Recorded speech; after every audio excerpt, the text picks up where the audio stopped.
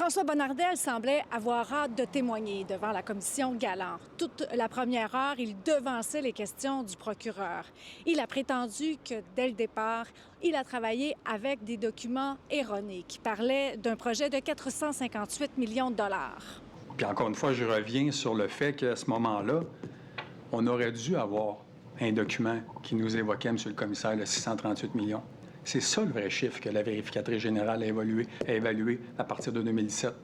Moi, je travaille avec un 458 et j'aurais dû avoir 638 millions de dollars parce que dans le 638, il y avait une phase de développement puis il y avait une phase d'exploitation. Moi, j'ai pas ça. Si on m'avait donné le vrai portrait de 638 et 682, j'aurais été capable de faire la corrélation.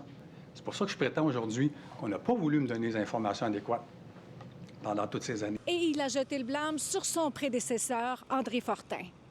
C'est que les documents de mon prédécesseur ou l'information que la SAC donnait à l'ancien gouvernement était différente de celle qui m'était donnée. Pourquoi?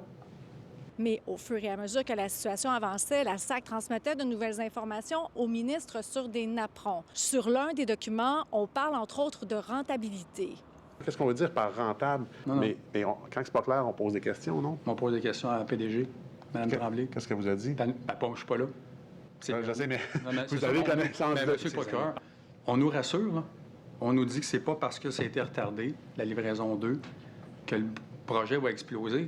Quand le ministre a accepté le report, il a dit que la pandémie avait eu le dos large.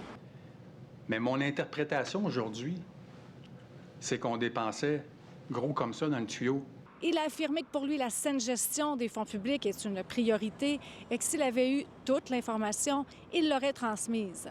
Comment dire, même si ça ne remonte pas à vous, quel est le degré d'implication de votre cabinet par rapport aux obligations qu'a la Société d'État envers les élus, à savoir la Commission d'administration publique? Ça, je veux l'entendre. Bien, comme je vous ai déjà mentionné, Monsieur le commissaire, Monsieur le procureur, la SAC est souveraine. Souveraine, là.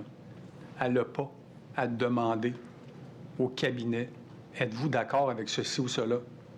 Vous envoyez les informations. Je vous le répète, c'est facile de le dire aujourd'hui, là. Facile avec ce que je vois puis ce que j'ai entendu, là. Puis ce que j'ai lu. Mais si c'était monté à mon niveau, comme ex-vice-président de la Commission d'administration publique, c'est inacceptable. Premièrement, inacceptable que la SAC ne l'ait pas envoyé. Puis inacceptable quand on a reçu le courriel où on disait, bien, le document 3, c'est pour usage interne seulement. Ça aurait dû être envoyé. La suite de son témoignage demain, ainsi que celui de la ministre Geneviève Guilbeault. À Montréal, Véronique Dubé, pour Nouveau Info.